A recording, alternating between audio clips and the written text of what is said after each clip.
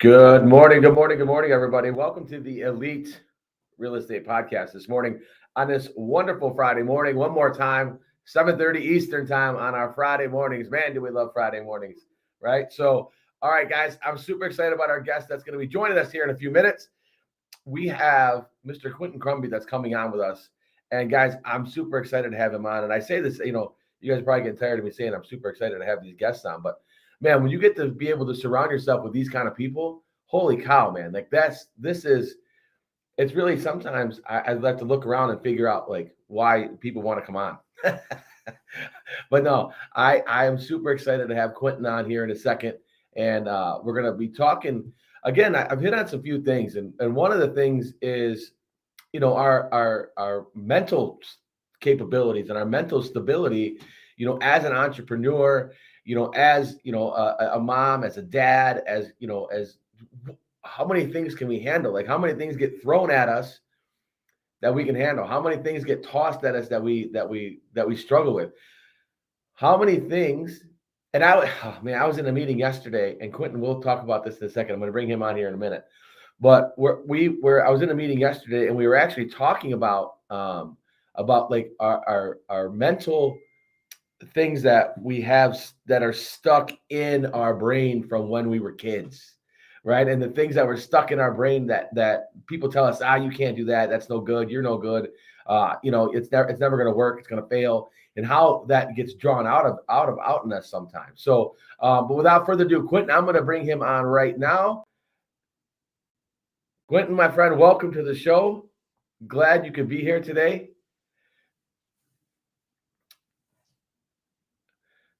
Super excited. We're fighting through some technical difficulties, but we're getting through it, my man. Can you hear me?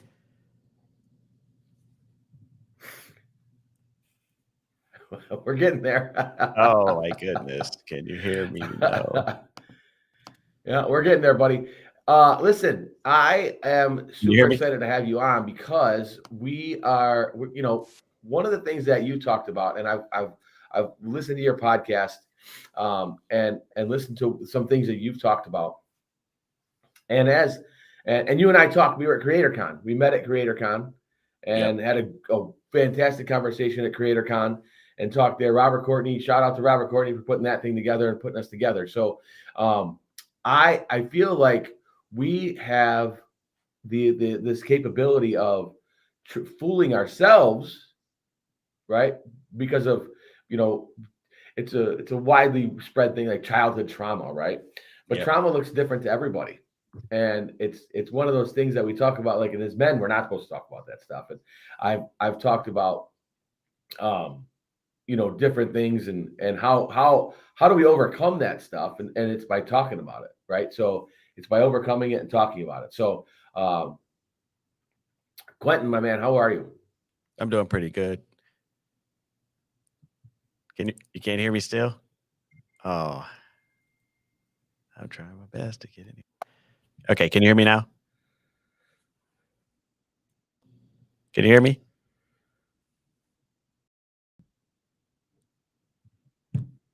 Oh man, this is tough. I can't hear him. Can you hear me?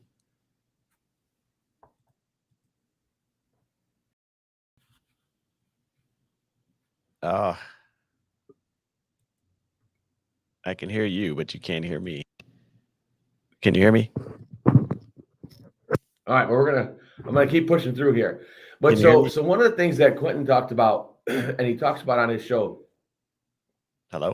is the idea that we have these things from our childhood of people telling us things we can't do, things we can't do, and in the meeting I was at yesterday, really was key. Testing. So Quentin, they can hear you.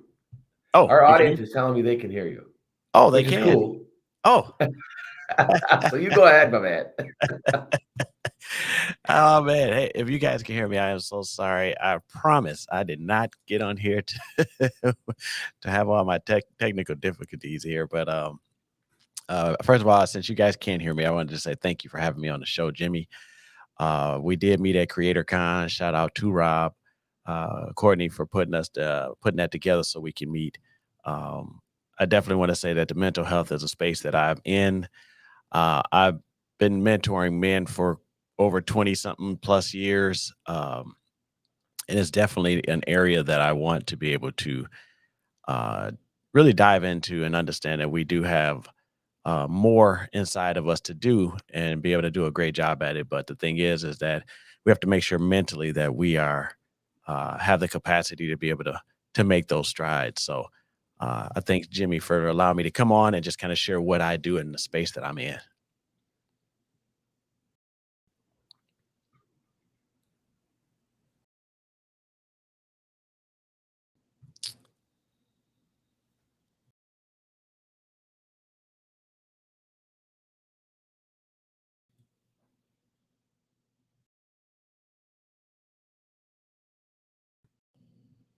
Can you hear me now, Jimmy? Jimmy?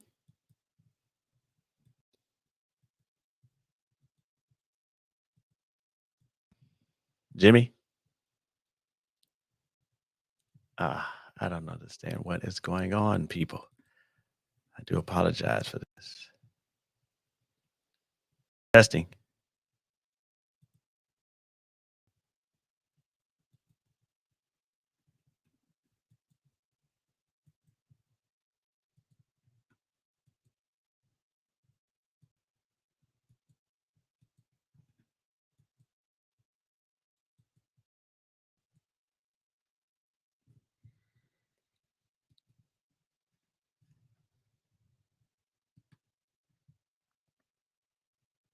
Technology, baby.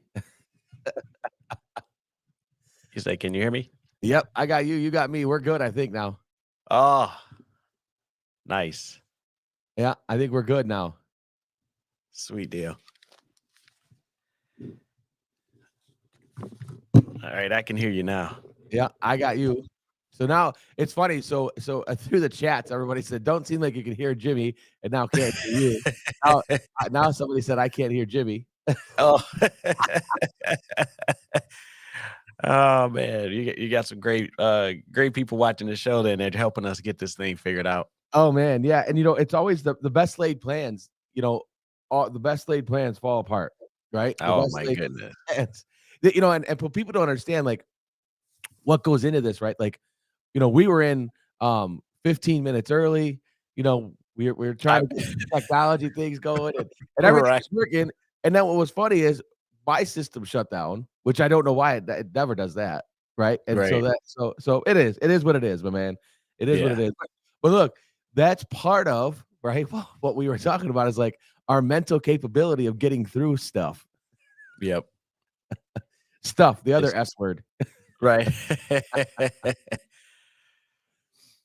Yeah. So talk to me about your project and the things that you've been working on, because that's when you and I talked to CreatorCon, I was super excited and trying to get you on since then. So talk about your project and the things that you've been working on. Okay, so so for the last 2.5, 3 years, I've been doing podcasts called the Man-Ology Project.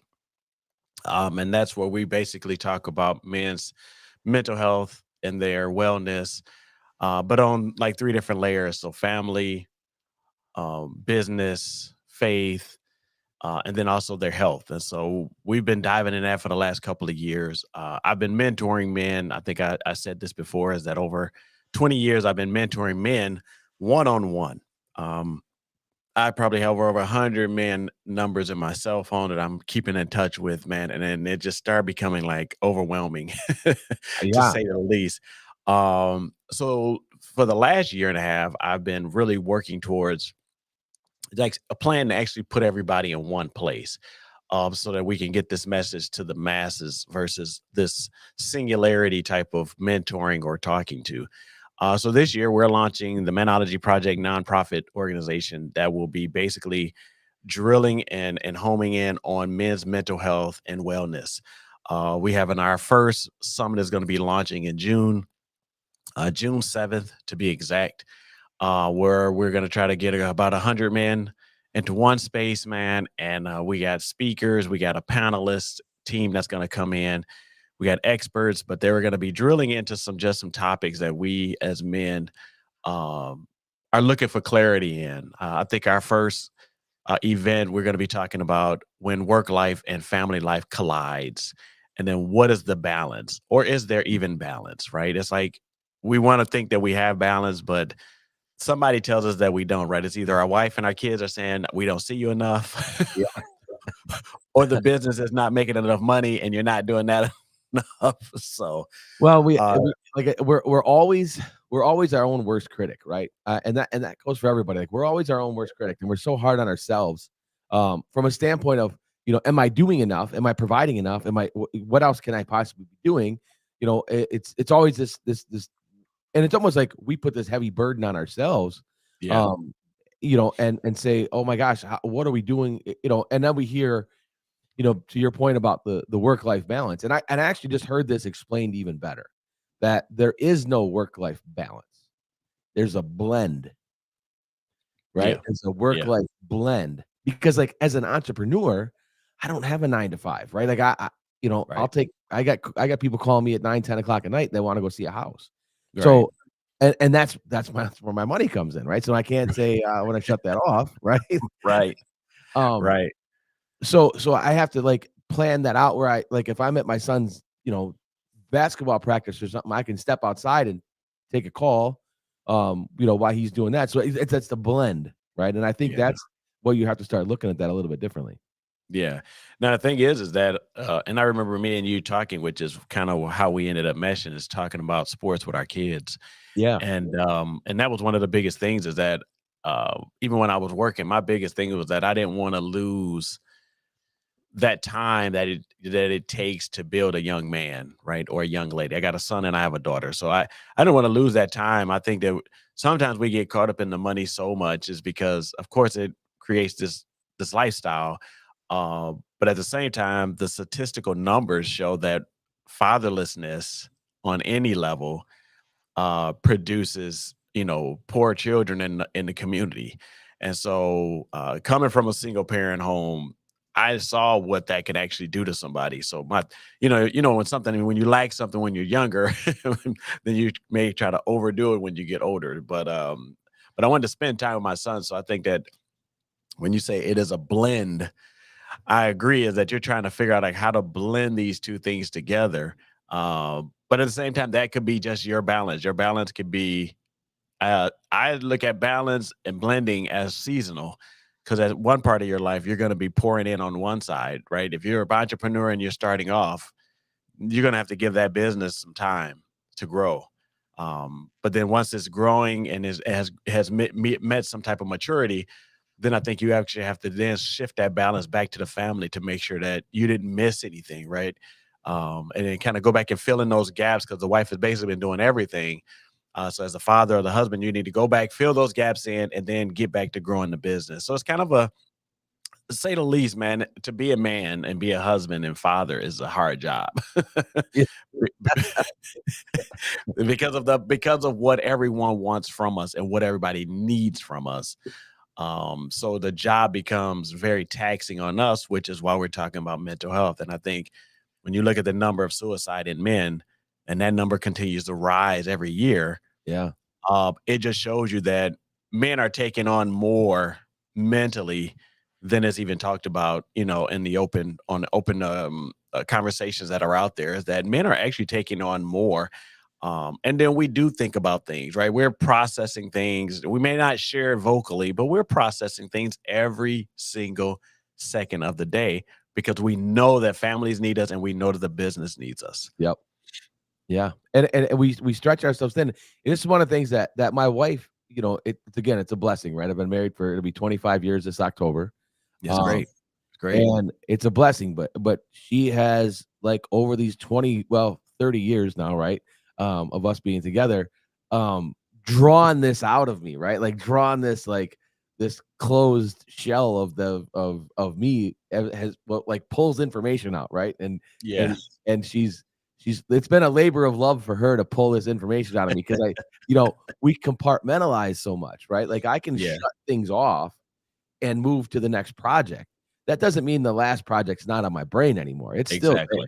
right? It's still there. And again, anybody that's doing anything entrepreneurial, right? Like it's a strain and it's a stress because, and again, we wake up every day unemployed. It is what it is. Like we can say what we want, but we wake up every day unemployed, and we chose this, right? We choose this life, Right. and again, it could, because the we know the payoff can be humongous. Right.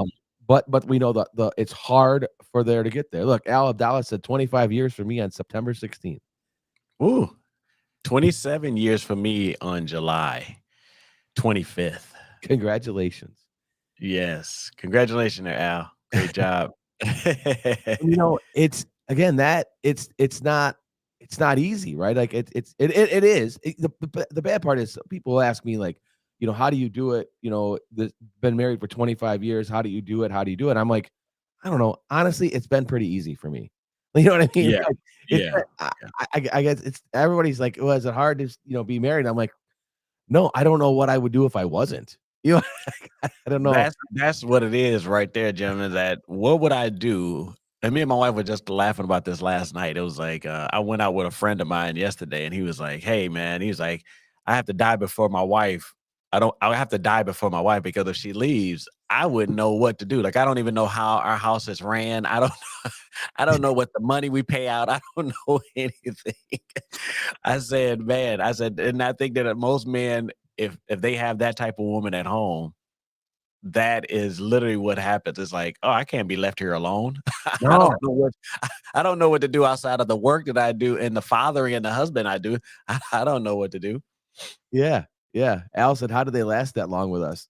Oh, I know. Listen, the thing is this. I think it's because we keep going back in, right? We keep going back to pour in, and I think that that's what does it. Is you showing up every day for the wife. You put in that work with those kids. Like me and you talk, man, and you're coaching the kids, you're at the basketball practice. What woman, you know, doesn't really want to see and enjoy their husband knowing that he works so hard to provide for them, but yet he shows up every day for the kids as much as he can. And as much as he can for me, he shows up and puts the effort. I think women want to see effort. That's the key. The key thing is that, are you putting in an intentional effort to me and my children? And if you are, that's that start of it, is that they can live along with you when you're putting that effort in. So Yeah. Yeah. Jeff Garner said 30 years, May 6th. She is a saint. yeah. 30 years is a blessing, boy. Oh, I tell man. you. Man. And it is right. And everybody asks, like I have younger guys ask me, what is it like, with, kids and a wife, and how do you stay do this, and how do you stay, you guys always seem so happy. And, I'm like, it's all about balance, right? Yep. It's all about balance. Like, Yep. and Al said, so I'm going to put this up. Al said, my wife handles everything at home with the kids and bills. When she got sick, our foundation and house was at its weakest. And he said, we don't know what we have until we don't have it. Exactly. Yep. And it goes for men and women, and it does. It does. Again, it goes back to what I was just saying. It's all about the balance of, and again, it goes just back to respect, Yes. balance. It's not a give and take. It's a give, right? It's a give by both people, to support the house, to support the career and the job. And again, an entrepreneur, it's a family business, whether you want it to be or not. It's a family business. It really is. It really is. I think everybody has to buy into to what is going on. Like I said, starting this nonprofit now, I just literally been talking to my wife, like, okay, so this thing kicks off in June, with this first, event that we're doing, and then we got workshops and stuff like that. I was like, well, once I get going, I'm like, I need to know everybody's position. Like, what are you going to be doing? What is my daughter going to do? Now they can't sit in the session because it's all men. But I was like, we got ticket sales, we have merchandise we're going to be doing. We got, I'm trying to set up some vendor tables out there and stuff. I'm like, so I'm gonna need that managed out there. But you're right, it becomes the family business. And I think if the family is involved at a high rate, I think that also helps with, like you said, that balance. We like I said, I think that it's just as the husband, it's just that everybody's leaning in on how are you going to keep the balance, right? It's like, we don't mind helping you, Dad, but are we going to be here like for forever? Basically, it's only a couple hours, but to them, it's like forever. Oh yeah, to them it's tragic, and they're going to be there their whole day's shot, Right. But and I've had the opportunity to go speak at a couple different events.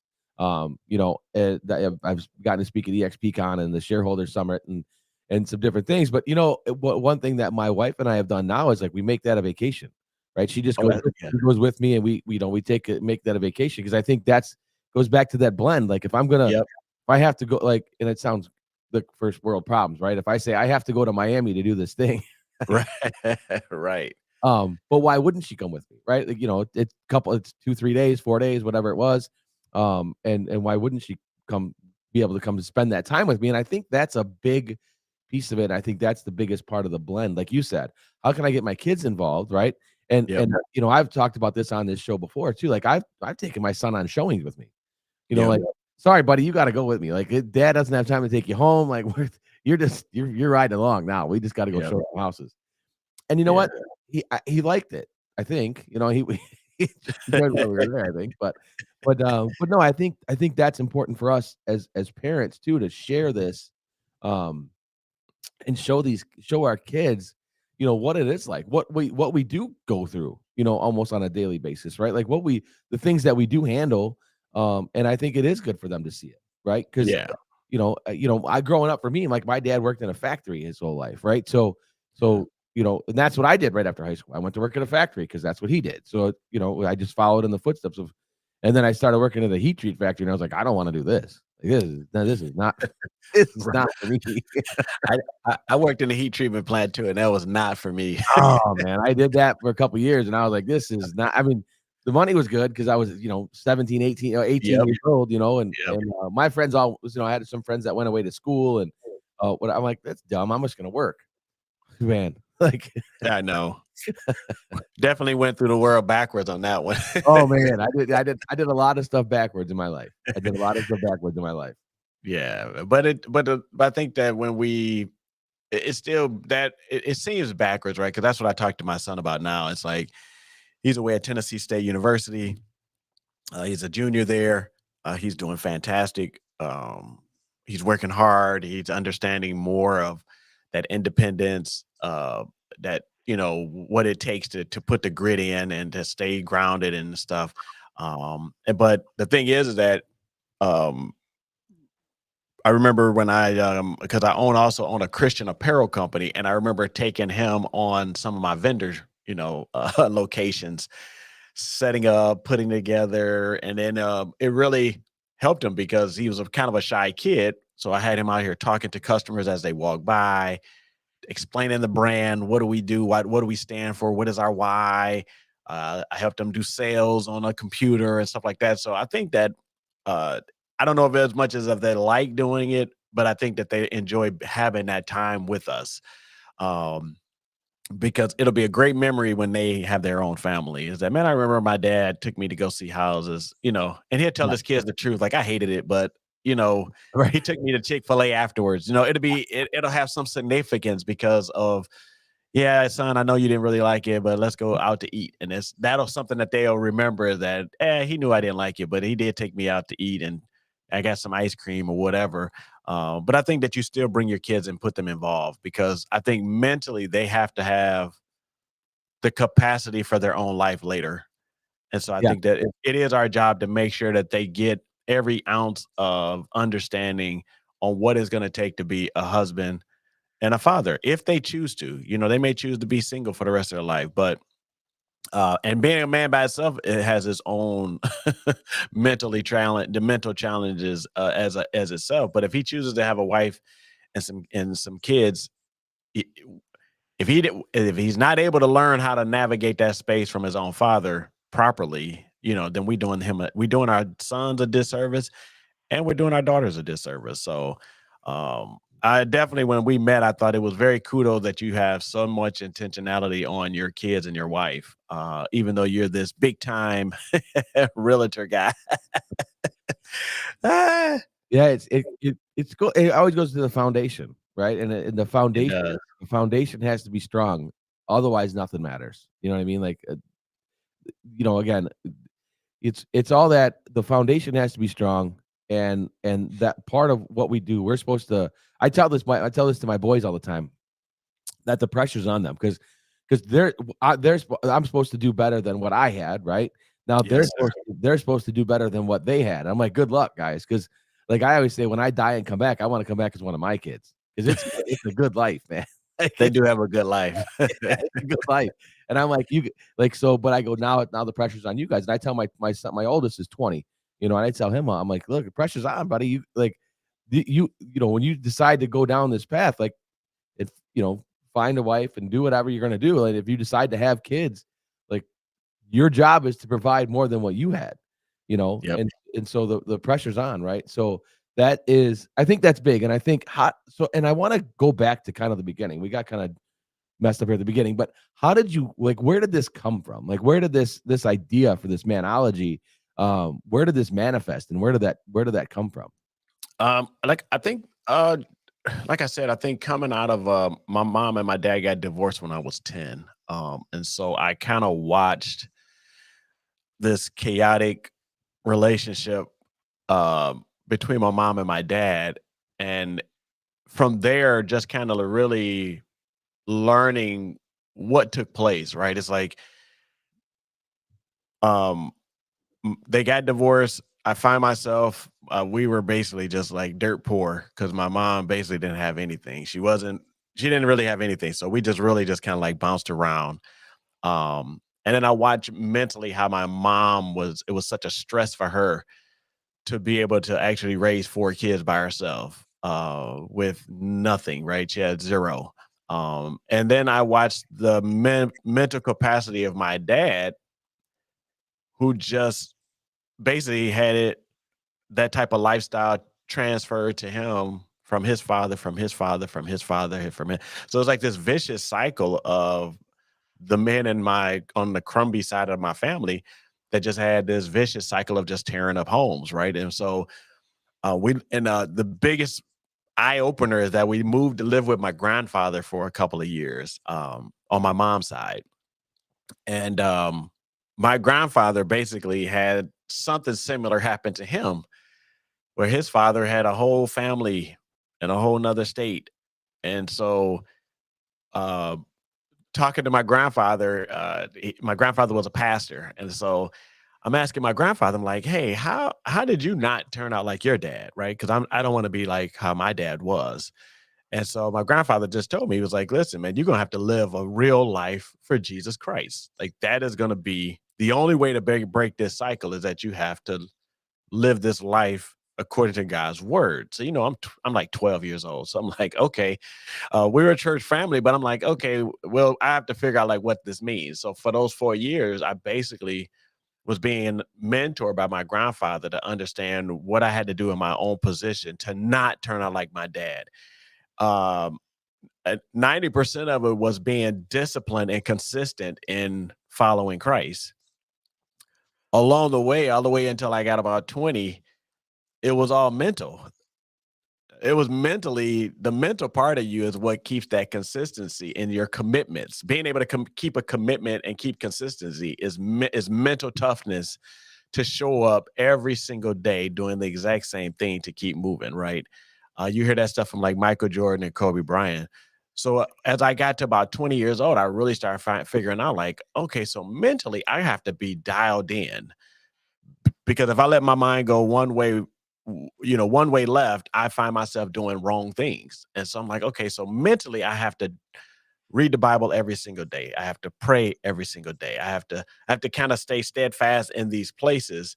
And then it seemed like when I got locked in there, then other young men started kind of like gravitating towards me. Like, man, what are you doing different? Like, buddies of mine who knew me when I was a knucklehead back when I was younger. And it's like, what are you doing different, man? And it's like, well, man, I'm just trying to stay focused on not becoming like my dad. That was like one of my biggest things. That part of him I didn't want in my life. And right around that time is when me and my wife met when we were 16, but then we started dating like when we were 20, 21. And I got with her, and that was like the thing I understood is that right before we were about to get married, it was like, hey, before we get married, we have to live for God, because I promised my grandfather, right, that I promised my grandfather and God that before I got married, that I would actually live for Christ 100%. Like no straddling the fence, no, I'm gonna do whatever I want and then try to figure it out. And so my wife was basically from a divorced family too, and so she was like, "Hey man, whatever, if we do this, will we not get divorced?" And I said, "If we follow it, yes, we won't get divorced, but we have to follow it, to the letter." And once again, that's a mental thing. And so over those years, I'm talking to guys, mentoring guys, and that's what I started telling guys. I was like, if you find yourself, fellas, out there struggling with marriage and all this stuff, the first thing you go back to is your consistency, your commitment, and your character to those things, because it's going to be one of those pieces on your end that has you kind of off kilter. I'm not saying that the wife or nothing does have her own issues, but you should start with yourself and figure out, where am I off with me? So mentally, somewhere you're off. It's either your consistency is off, your commitment to the relationship or to the business is off, or your character is sour, and that's hurting you. But like I said, those three things are things that actually take our mental focus to stay locked in. And anytime men get off the focus, or our mental state gets shattered or bruised, that's when we supposed to use drinking as a tool to numb the pain, and drugs or sex or stuff like that. So I think that is what really kicked me into it. And like I said, I think I really dove into it once I saw so many men who were struggling with that part of their life, of the mentalness part. It's like you said, we're downloading all this information all day, we're processing, and then if your house was fatherless, then who did you use to actually help go through those? Yeah, your sons just come to you if they need to, right? They just say, "Dad, I'm struggling in school, man. This, or I'm trying to juggle school, sports, and two other events that I'm trying to do. How do I process that?" They have you there. My son has me, and my son uses me all the time. It's like, "Dad, this is going on." But when I'm meeting these guys, man, they didn't have a father or a mentor. So they're destroying families. They can barely keep the entrepreneurial business going, or barely even keep a 9 to 5 job, because mentally nobody has taught them how to actually process life. So now I stand here, 25 years deep in it, and it's gratification in it, because men are hard to crack. And so Oh yeah. if I get one man to go, "Man, I appreciate you for walking through life with me, man. I'm doing a hallelujah dance." It's like, because men are so hard, and to get through to, but when they do, it's very rewarding. And like I said, I've built tons of friendships over the years. I mean, look at me and you. We met one time, and we still text each other every once in a while Yeah. about things. And so that's the part I know that is true, that men, if we start talking to each other, communicating and sharpening each other, we should have all kinds of relationships that we can dial into at any moments in our life. So, you know, Yeah, and you're right. I think it is one of the things, we are hard to crack. We are hard to figure out, right? We are hard to hone in. And I think one of the things that's new probably is that we're admitting that, right? I think that yeah, we're now admitting that. We're saying, okay, this is true, right? We're this whole, and look, we're Gen Xers too, right? So yeah, we're supposed to just take it, yeah, tough it up, rub some dirt on it, and get back out there, right? Like that's literally what we're supposed to do, and I yeah, think that's one of the things that I think that we're getting better at sharing feelings and doing all those things. I had my doctor on the show a couple weeks ago, and we were talking about, men's hormones, and like how that's all now because now we're talking about these things, right? right. And again, like, I know we have a lot of ladies listening today, so ladies, this is all about all of us, right? So it's how can we get men better, so that we have better relationships with our ladies, right? Like that's That's exactly what we're doing. yeah, that's That's what we're exactly. talking about. So how can we make everybody better, right? And just continue on. So, but I think that we are talking about this more, and I do have more open conversations with my boys, just like you do with your son and your daughter, right? Like we have these more open conversations of things. And one of the interesting things you brought up, the drinking thing.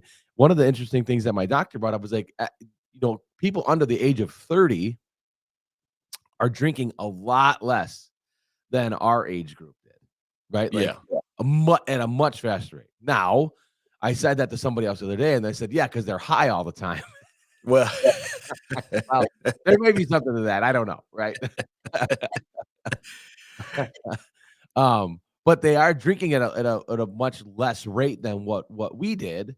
But again, I think that kind of goes back to like we're trying to not get so much trauma involved in them, right? And we're having open conversation with them, so they are fighting less inner demons, and they're fighting that less inner demon, and they're able to say things that they wouldn't have said. They're like my son will tell me stuff that I never would have told my dad. Facts. You know what I mean? That is so true. That's so true. I never would say some stuff that my son brings to me, even my daughter who brings stuff to me. Sometimes I look at her and say, "You should have probably took that to your mother." It's like, but I think it's just the relationships that you're building, right? I spend a crazy amount when my son was here. I spent a crazy amount of time with him. Taking him to school, picking him up. I went to all basketball practice, football practice, track practice.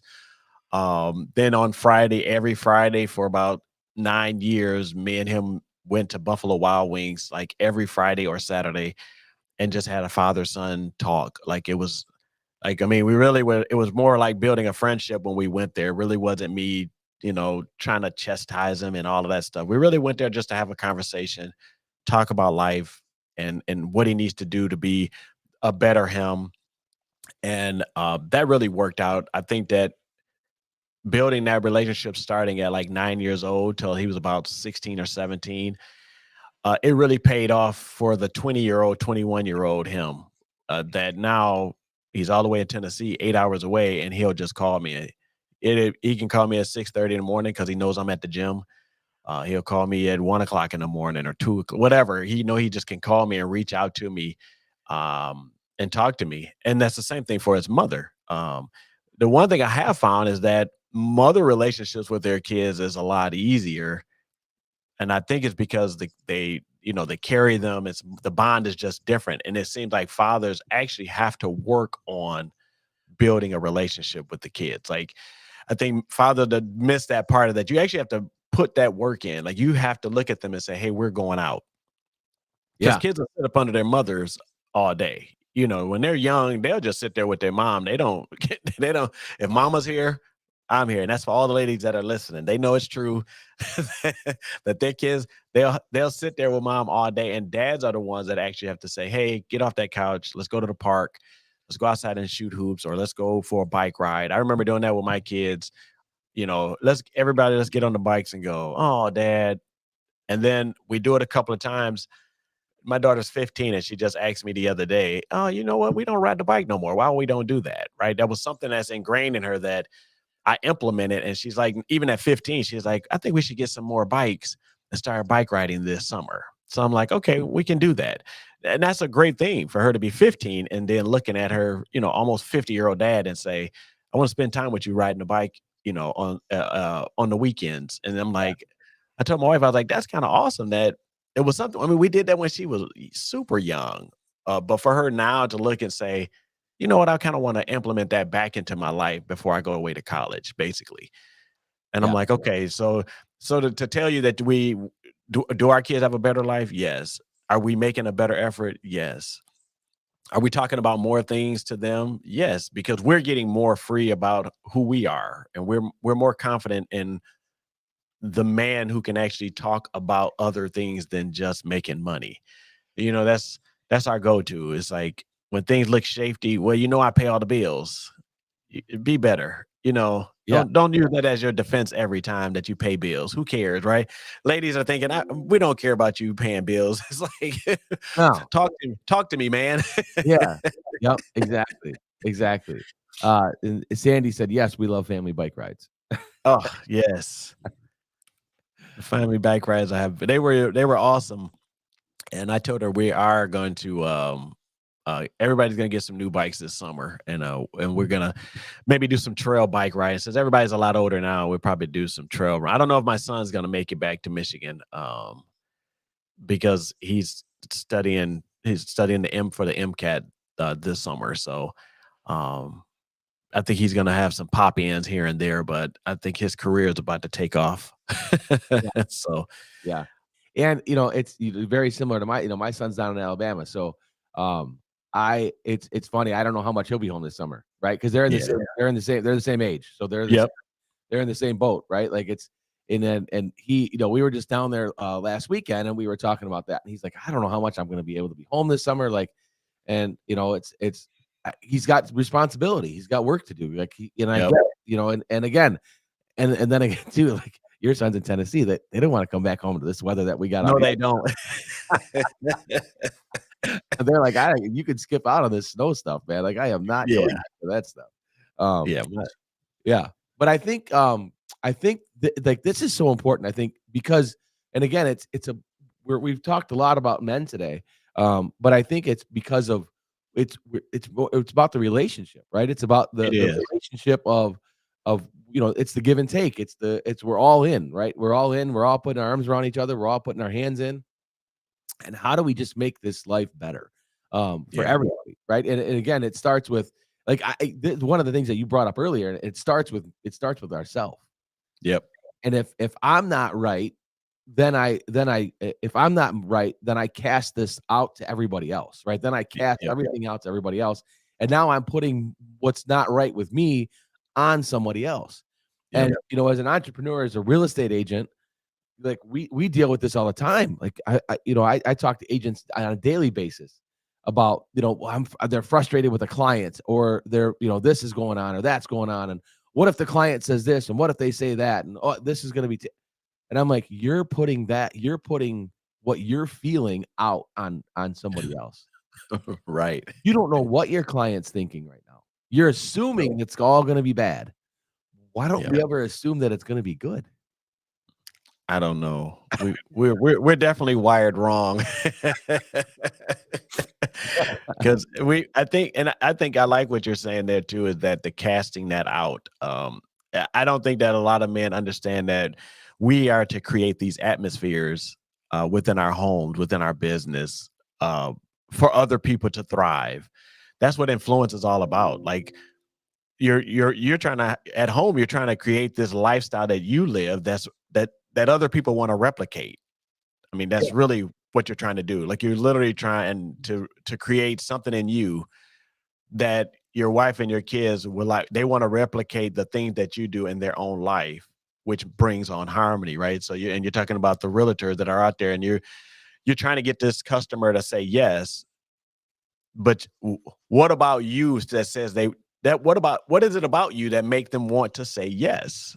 Like, it's got to be something about you that draws them to say, I trust you and I'm going to do it. I'm going to do the deal with you versus going somewhere else with somebody else. And I think, like you said, it's just a replication, is that when I meet someone, and I went to go buy my wife a car one time, and there was a young guy, man, came in, we're talking, and we probably talked about life for probably about the first 50 minutes. We talked about life. Now I'm here to go look at a car for my wife.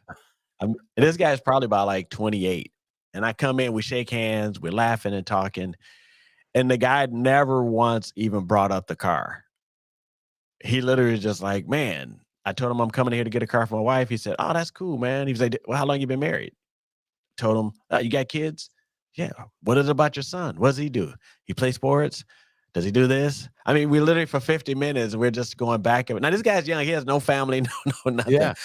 But just his interest in what I am doing and really drilling in to get to know who I am. How do I work? What am I? He's learning all these pieces about me just talking through my family. And it makes it easier for him now to show me exactly what I need, because I'm telling him what type of man I am, what type of family I have influenced over. And so it was like, oh, and then by the end of it, he was like, oh, I think I got something for you, man. Come and check this out right here.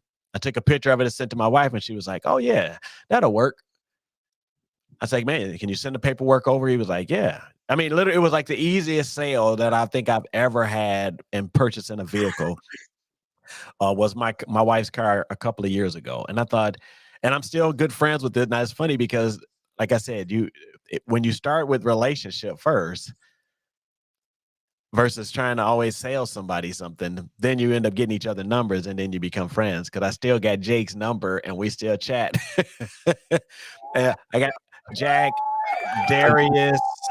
Like, these guys are actually friends of mine, and they actually sell me. They both have sold me cars, but literally Darius and Jack are two dudes that I still talk to this day. And I haven't bought a car from Jack in a while, and I still text him. Darius, this guy's a friend. His wife is his son. I'm like, now how did we get here? It was because we started with the relationship first, and then we backed up to the sale. And so I think that is something, like you said, is that don't project on why they're not doing it. Build a relationship. People get soft and gooey when you want to know about their dog. Yeah. They want to, if you ask about what type of dog you have, what's the name of your dog? People get cozy with you when you're asking those level of details, and that prones them more. Now, I'm not into sales, but I just know that, well, I kind of am because I do my save period stuff, but I just learned that when you're talking to people from that perspective, people trust you more. And that's what people purchase. They purchase the trust that they have for you. So, yeah. Look, we're going to make a realtor out of you yet. But man, it's true. And Jeff Garner just said too, that's gold, relationships first. And I think that is one thing. Cause again, this is the way I coach. This is the way I coach agents.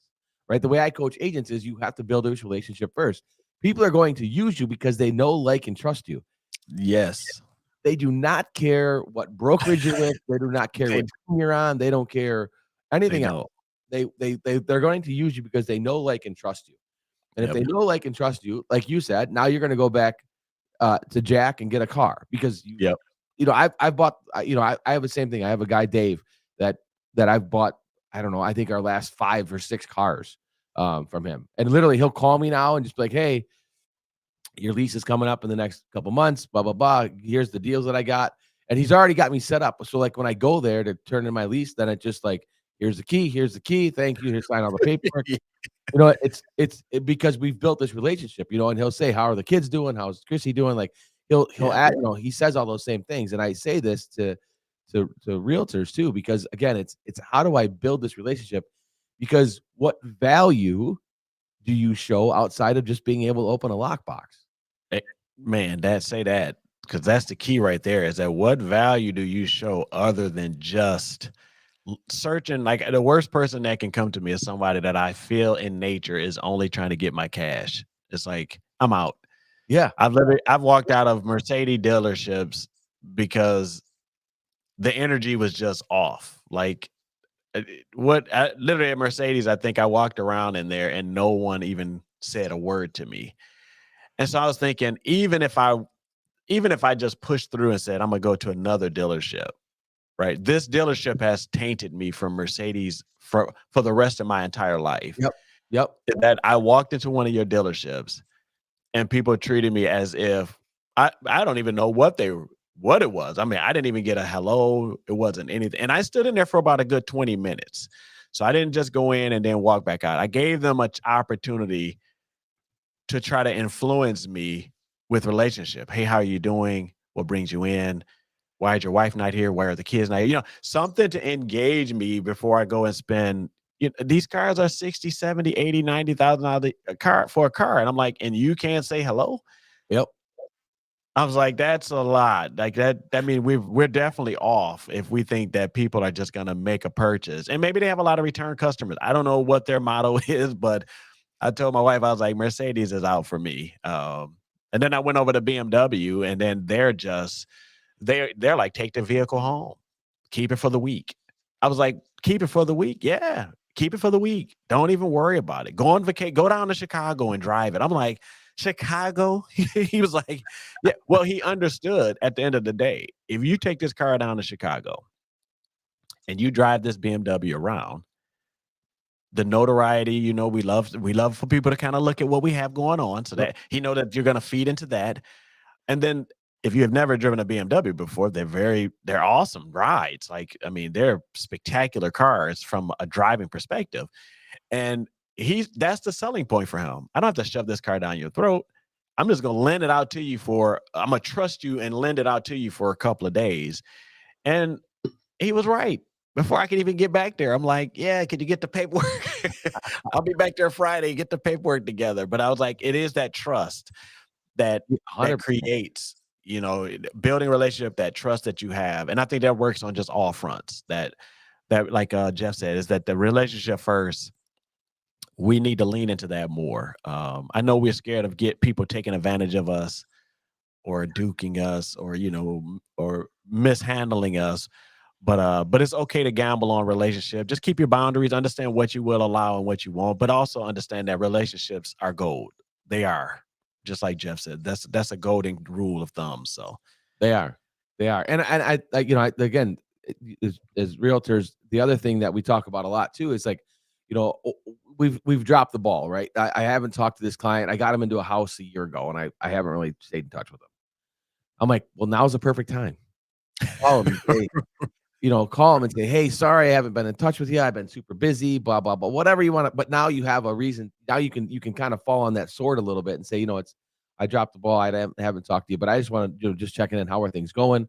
Right. I always go back to the Ford conversation. Like, we talk about your family, your occupation, your recreation, and your dreams. It's an easy conversations because now I'm just and look, agents will tell me all the time too. I don't want to sound scripted. I'm like, well, we're all scripted, right? Facts. We're so scripted that when somebody says, hey, how are you doing today? Great. How are you? It just instantly comes right back. It's not. And think about all the time, at the airport, right? When you're going through the airport, they're like, have a safe trip. Yeah, you too. Well, it's the security guy. They're not going anywhere. That is so true.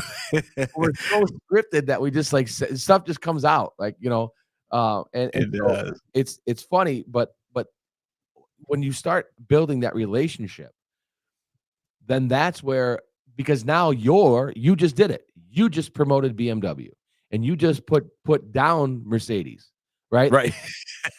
Oh no. Think about it. You know what I mean? Like that, but the influence that you have, right? You just said something that, like, that's the word of mouth is the worst or the best exactly piece of advertising you can get. And when you make people feel good and they know, like, and trust you, now they're going to say, hey, use my man, Jack or whatever, whoever the car guy, use him to go get your car. Yeah. Right? Yeah. And you're going to say, if somebody says, I'm thinking about getting a new car, you're going to go, here, call this guy. Right. There's not even going to be a hesitation. Yeah. And that's the important part for entrepreneurs too, but in real estate agents especially, is you build those relationships first, and you cater to those relationships, and you do the right things. Then people are gonna, when somebody says, oh, I'm thinking about buying a house, or I'm thinking about selling my house, boom, call whoever it is, right? Call Jimmy. Like I want everybody to think that. I want everybody to think, call Jimmy. Yeah. Well, yeah, I've listened to a couple of your segments, and when I met you, I thought that I told my wife when I came home, I was like, sometimes you meet people, man, that just I don't know, just from an inside nature, they're just like friendly people who like wanna. I can feel like this guy's a guy you can just be like, we're friends. Yeah, we only met one time. It's like, we're friends. It's like, how long you guys been knowing each other? Oh, it was like one day, but the vibe was there. We're friends. That's it. It's like, I only need to meet him one time and then he's a friend. But I think that because that's how we even spoke then. I think you told me about real estate, but it really wasn't the main point of the conversation more than I remember you talking about your kids and your wife. Yeah. Like that's what I took away from the thing. And then once you sent me your stuff, and I was like, oh, I forgot that Jim was into real estate and he got his podcast. Because when I came home, the first thing I told my wife was, oh man, I met this guy Jim Nelson. I was like, I said, man, he's got a great wife. She was like, was they there? I was like, no. I said, when he talked about them, I said, and so the way he talked about them sound like they're great. It sounds like he has a great wife. It sounds like he has great kids. I was like, I said, but that's how our conversation started. was with us talking about our families. And that is why it's like, hey, well, take my number. You take my number, right? Because once you know my wife's name and you know my kid's name and all that stuff, then we might as well go out for dinner. You know, it's like, Exactly. Yeah, exactly. It makes it easy. It does. So you got the Man-Ology thing, and then what's the because I see your sweatshirt behind you.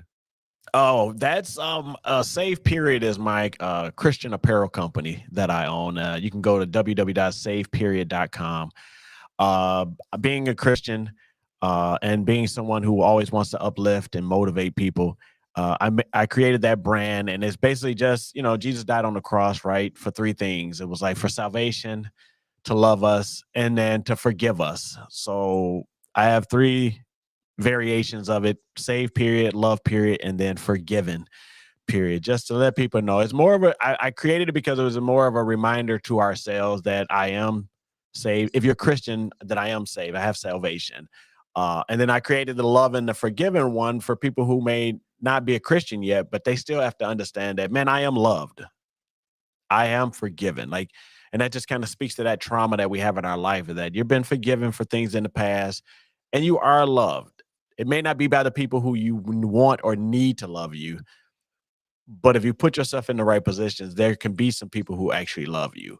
And so that's just a brand, man. And I get a lot of wows when I'm wearing it.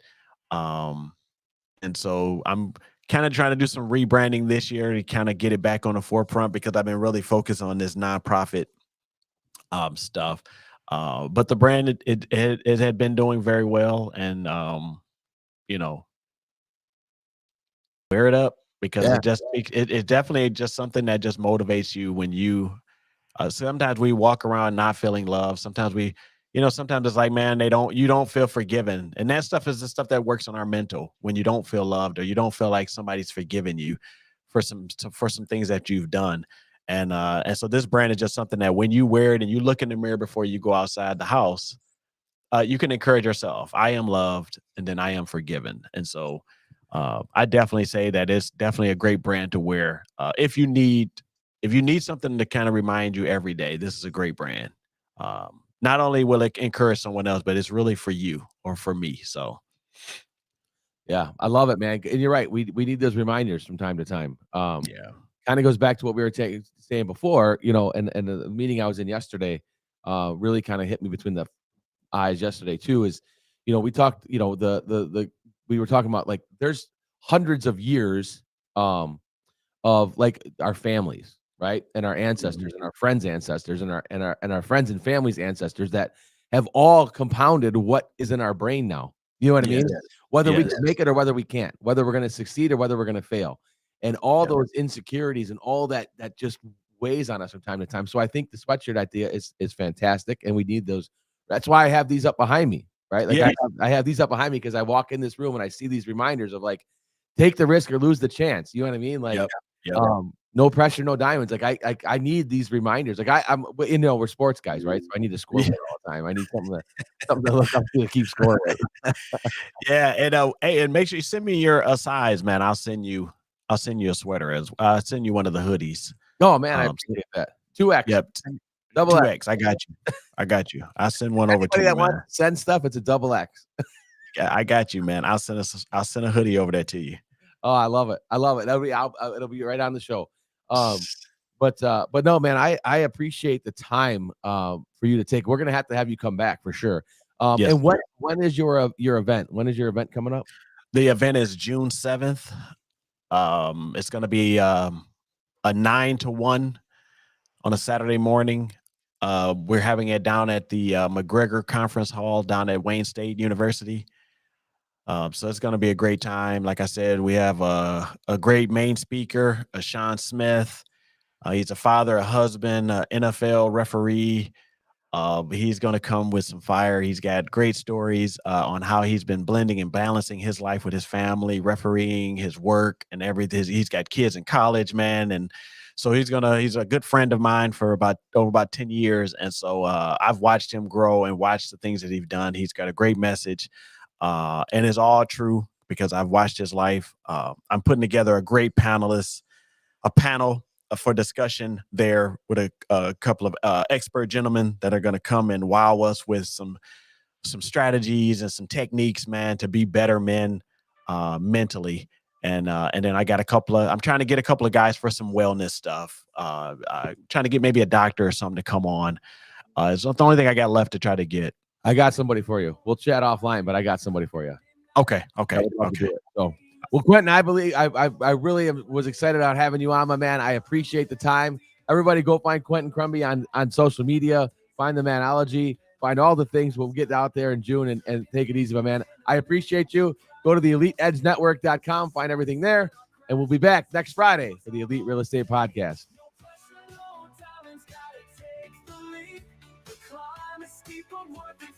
Dreams we keep sharing and collaborating.